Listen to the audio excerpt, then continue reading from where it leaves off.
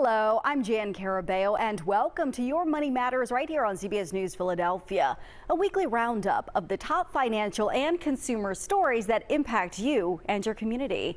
In this episode, we look at tips from financial experts on how to clean up your finances this spring, how a FAFSA calculation error is impacting students, shakeups in the airline industry, and later what to expect from Longwood Gardens' latest project. Let's get started. And a lot of Americans will be spending on average close to $200 per person for the holidays. This comes as egg prices are rising. The National Retail Federation says Americans will shell out about $180 per person on Easter-related items this year, bringing total national spending to $22.4 billion. So where's that money going? Most of it will likely be spent on candy and food, followed by gifts, clothing, and decorations. They're planning lots of special meals, picking up cards, as well as gifts to share with loved ones. Well, one of the most popular items are eggs, whether you're eating them, decorating with them, or hunting them. But don't expect to hunt down any bargains. The average cost of a dozen eggs was just under $3 in February. Well, spring is finally here, so many are thinking about spring cleaning. CBS News business analyst Jill Schlesinger says as you clean up the home, you should also consider doing the same for your financial files. Whether you're firing up the shredder or deleting files from your computer, a great place to start is with tax returns. The IRS can look back 3 years in an audit, and if they identify a substantial error, can add an additional 3 years. So you or your tax preparer should keep returns and all supporting documents for 6 years to have all of your bases covered. Everything older should be shredded. And no cheating on this, because scammers would love to grab your valuable personal information. That includes bank and investment statements. Most people can destroy them after 45 days, unless you need to highlight a stock or investment transaction for next year's taxes. There's another exception. If you or a relative will be applying for Medicaid, many states require that you show 5 years worth of statements. Finally, there are some things you need to keep forever, like birth and death certificates, Social Security cards, marriage licenses, divorce decrees, military discharge papers, and estate documents. If you maintain paper versions of any of these, make digital copies and then store the originals in a fireproof safe. And hold on to records for home improvements and major purchases until you sell those assets. In New York, I'm CBS News business analyst Jill Schlesinger. Visa and MasterCard have agreed to settle a decades-long antitrust case filed by merchants. The $30 billion settlement would lower U.S. merchant fees over 5 years. Swipe fees cost them up to 4% of the total transaction a customer makes. This agreement could lower those fees by at least 0.4 percentage points for a minimum of 3 years. The U.S. District Court for the Eastern District of New York still has to approve the settlement. The IRS is giving taxpayers a heads up about more than $1 billion in unclaimed refunds. The IRS says about 940,000 people in the United States have until May 17th to submit tax returns for refunds from tax year 2020. The average refund for that year is $932. A calculation error on FAFSA could further delay some students' financial aid. On Friday, the Department of Education said the error impacts several 100,000 financial aid forms. This could delay students' ability to choose which college they can afford to attend. It's just the latest complication to the FAFSA process this year. Many colleges, but not all, have already delayed this timeline due to the problems with FAFSA. A lawsuit is aiming to lower the price of insulin. Health reporter Stephanie Stahl was there. You know, millions of Americans have diabetes, including about 14% of adults here in Philadelphia. And while there's been a lot of action to lower insulin prices, the DA says it's not enough. This is a story about profits over patients. This is a story about price fixing. For District Attorney Larry Krasner, it's personal, the skyrocketing cost of insulin used by millions of diabetics. So I am a diabetic. I was diagnosed about 15 years ago. Krasner is filing a lawsuit against nearly 20 pharmaceutical companies and pharmacy benefit managers for colluding to inflate the price of insulin that's used to control blood sugar levels. My life and well-being depend on uninterrupted access to insulin. Jesse Braxton, a Philadelphia high school teacher, was diagnosed with type 1 diabetes at age 5. The cost to produce a vial of insulin is between $3 and $6. Yet last year, the out-of-pocket cost for a vial of insulin, which is enough to last about 3 weeks for me, was nearly $300. Insulin prices vary depending on different insurance plans. For people who don't have coverage, it can be catastrophic. And even for people with insurance, like the DA, there can be challenges and glitches. And all of a sudden, I have a pharmacist telling me that continuous glucose meter that you wear will be $997 for the month rather than $12. The new lawsuit comes as Medicare, some states and manufacturers have dropped insulin prices, but it's not uniform. And there's frustration with pharmaceutical companies expressed by Philadelphia nurse Maureen May. It's obscene, the profits that are made. People need insulin to live. Why profiteering is allowed, I have no idea. Now, the drug makers and pharmacies named in the lawsuit say it is baseless, and some we contacted, we asked for a comment, said they have already lowered prices on insulin and have a variety of programs to help patients with costs. And millions of Americans could soon lose subsidies for internet access. The $14 billion Affordable Connectivity Program will run out of funding this spring unless Congress approves more money. It provides $30 a month to low-income households for their internet bills and $75 to those on eligible tribal lands. A new study digs into how much someone would have to make in order to live comfortably in Philadelphia. The study was completed by Smart Asset, a website that collects consumer finance information. Researchers looked at items like the cost of necessities and taxes and compared them to the 50-30-20 rule. That rule recommends using 50% of your salary for housing, food, and transportation, 30% for entertainment, and 20% for investing, savings, and paying down debt. Now here's how that shakes out for Philly. For a single person to live comfortably, the study says that they have to make more than $92,000 a year. For a family of 2 working adults with 2 children, their combined salary would need to be more than $231,000 a year, once again, to live comfortably. Real estate website Niche has released its list of the best places to live in Pennsylvania. Of the top 10, 7 are in our area. Chesterbrook topped the list, not just for Pennsylvania overall, but it also ranked as the best place to raise a family in America. Ardmore, Penwyn, Swarthmore, and Devon rounded out the top 5. Now, Niche looked at data for schools, housing, crime, and diversity as well. Port of Baltimore generates more than $3 billion of annual business. It's the nation's busiest port for cars, trucks, and sugar, and directly employs more than 15,000. Right now, it's shut down to all container traffic, and one supply chain expert estimates the port will lose $9 million in business every single day it is not functioning at maximum capacity. The vice president of a trucking and warehouse storage company in Baltimore says warehouses across the region will be impacted, and ultimately consumers. Can add probably a couple $100 minimum to every truckload, and now what that costs to the consumer, I don't know what it is. The collapse could also impact spring break travel through Maryland. With the bridge now gone, local drivers will be using I-95 and 895 as alternates. AAA says spring break travelers going north and south could find more backups than usual on those routes. The agency recommends traveling during off-peak hours, monitoring routes for delays, and filling up your tank before you enter that region. Newark Liberty International Airport is one of the busiest in the country, and to help reduce the congestion at Newark and other New York airports, Philadelphia International Airport is now lending a hand. Everyone has had a nightmare travel story as a result of a flight delay. I slept in the chair for like 6 hours straight because of the long layover. The TSA, getting through there was miserable. We came from San Juan and we were waiting in line for hours. The FAA says to meet the continued traffic demand in the busy Northeast corridor, it's relocating control of the Newark airspace area to the Philadelphia Tower. The agency says several controllers who guide airplanes in and out of airports will voluntarily transfer to Philadelphia. The FAA adding, quote, the initiative will allow the FAA to improve staffing, training, and modernization of area facilities.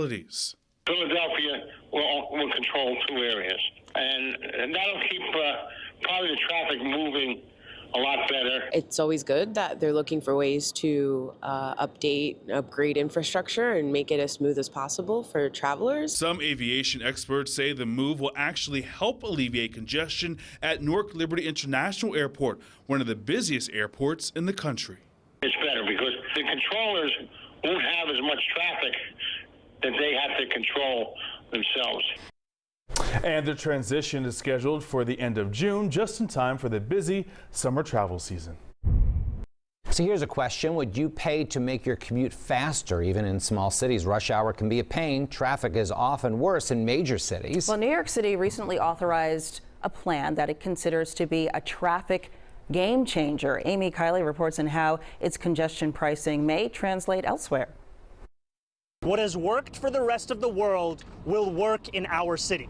But would congestion pricing improve traffic where you live? Officials in New York say for them, the answer is yes. It's now the first major U.S. city to approve such pricing after a transit board vote. One of the biggest goals of this whole exercise is to finally attack congestion, but the other side of the equation is to invest more in transit. New Jersey's governor calls the program a cash grab and is suing to stop it. If it survives, officials say it could start in part of Manhattan in June. Commuters there would pay $15 a day or $3.75 overnight. Some larger vehicles would see higher costs. Others, like fire trucks, would be exempt, and low-income drivers would get half off. Supporters say it's worth it for a better commute, but not everyone is on board. Another $15 just to get to work, which is that's absurd. Two 2019 studies show congestion pricing could help Seattle, Los Angeles, and similar cities, but none have implemented it. I don't think it's going to work, really. I could see why some people are maybe a bit more stretched with their budget, might be concerned. On a smaller scale, plenty of cities and states have toll lanes. They raise money, and some drivers say they reduce traffic. But I take the back roads. I'm Amy Kiley reporting.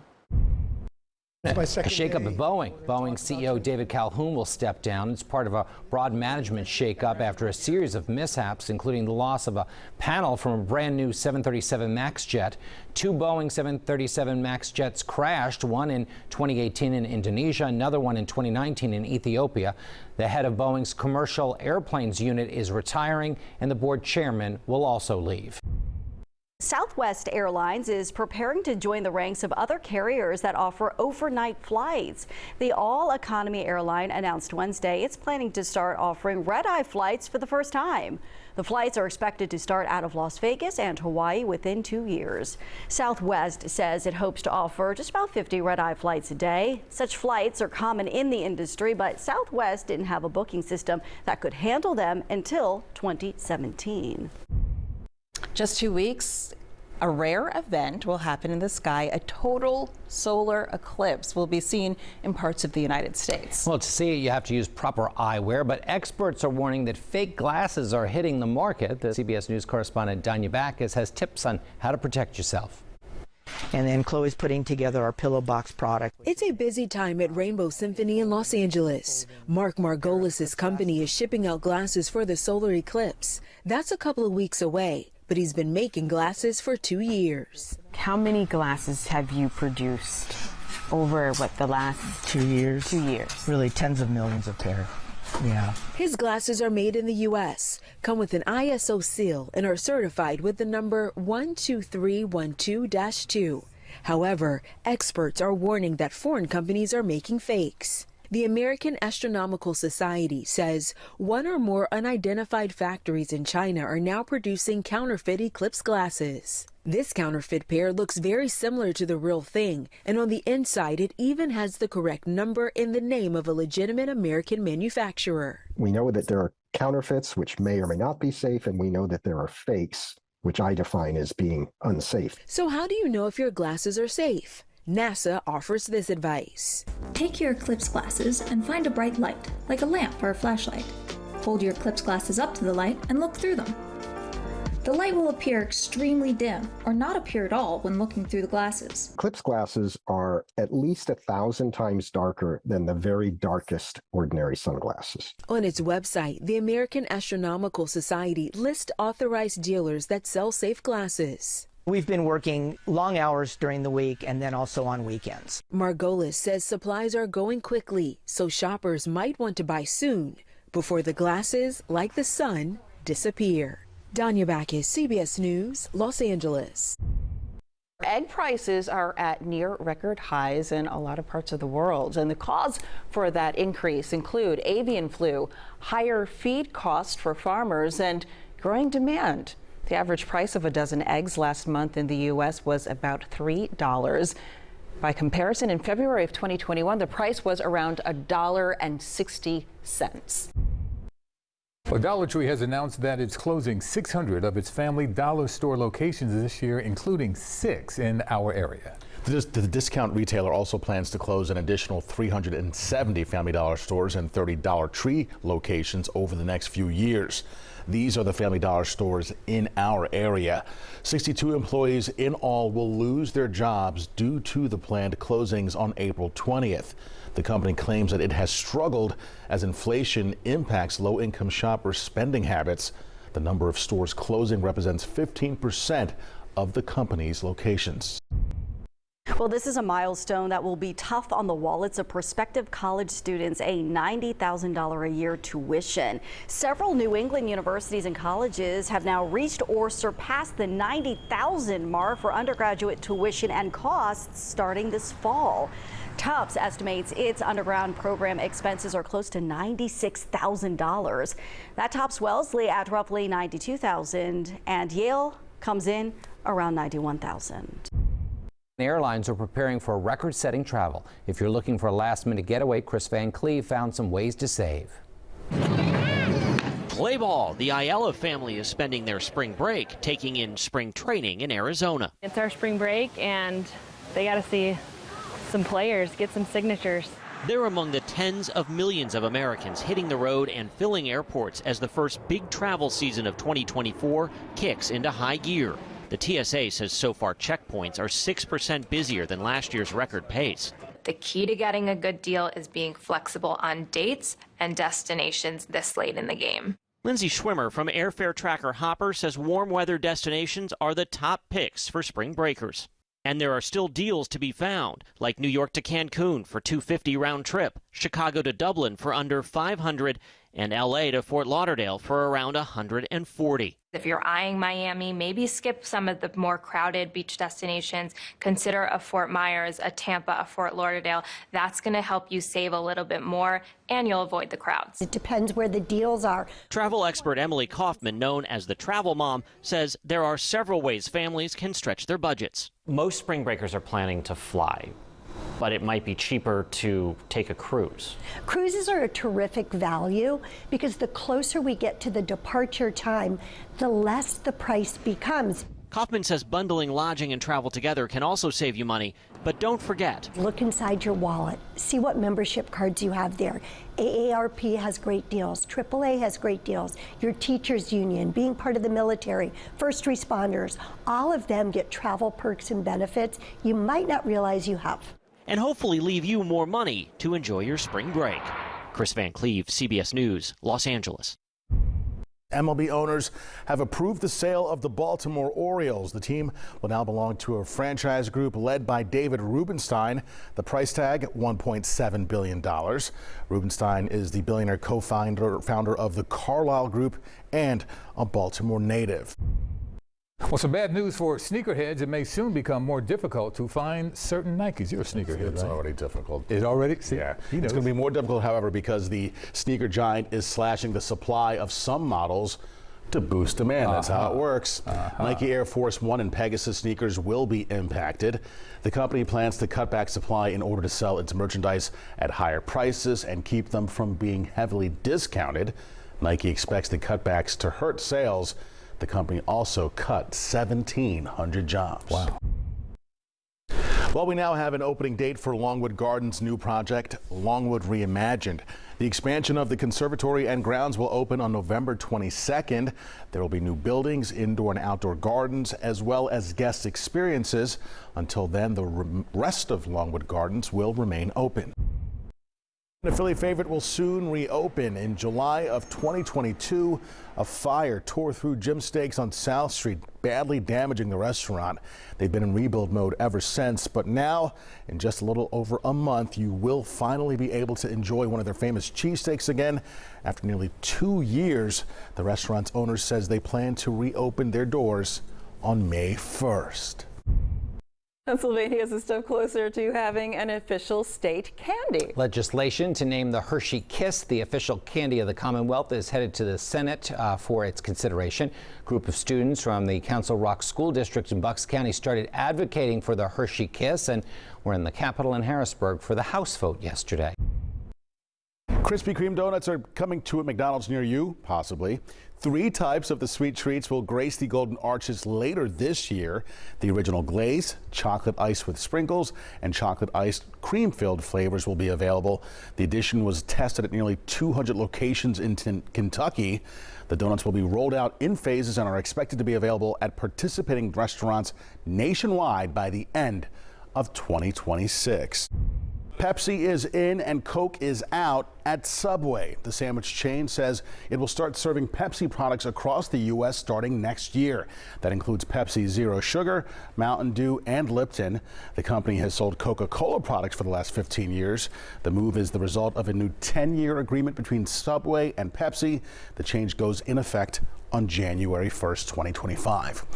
Chick-fil-A is doing away with its no antibiotics ever promise. The fast food restaurant will now use a looser industry standard. No antibiotics important to human medicine. That's the standard recognized by the USDA and the World Health Organization. Chick-fil-A first pledged never to serve chicken that was fed antibiotics in 2014. The company cited diminishing chicken supply as the reason for abandoning that policy.